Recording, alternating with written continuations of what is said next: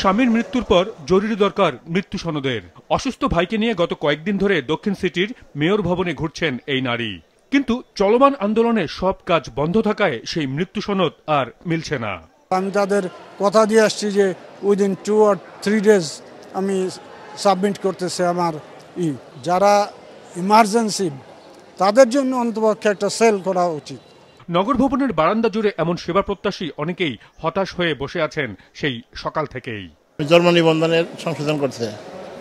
এটার জন্য কি কাজ আটকে আছে আপনার? এটার জন্য পাসপোর্ট, তারপরে ভিসা। সব সেবা বন্ধ থাকার কারণ হলো চতুর্থ দিনের মতো নগর ভবনের মূল ফটক আটকে চলছে আন্দোলন। কেন ইশরাক হোসেনকে মেয়র হিসেবে শপথ পড়ানো হচ্ছে না সেই প্রশ্ন তুলে স্থানীয় সরকার মন্ত্রণালয়ের বিরুদ্ধে স্লোগান দিচ্ছেন ঢাকাবাসী ব্যানারে আন্দোলনে নামা ব্যক্তিরা। যেহেতু সরকারই এখন অন্যায় করতেছে আমাদের সাথে, ঢাকাবাসীর সাথে, তো সেখানে এই চিন্তা আমরা করবো না, এটা সরকার করবে। ওরা যদি শপথটা দিয়ে দেয় তাহলে তো হয়ে গেল, সমস্যা নাই। আমাদের এই দাবি যদি না মানা হয় তাহলে আমরা পুরো ঢাকা শহরে ছড়িয়ে দেবো ইনশাআল্লাহ। এই আন্দোলনের সঙ্গে একাত্ম হয়ে দাপ্তরিক কাজ বন্ধ রেখেছেন নগর ভবনের বড় অংশের কর্মকর্তা কর্মচারীরাও। যে অবস্থান কর্মসূচি তার সাথে আমরা ঢাকা দক্ষিণ সিটি কর্পোরেশন একাত্মতা ঘোষণা করে কর্মবিরতি পালন করছি।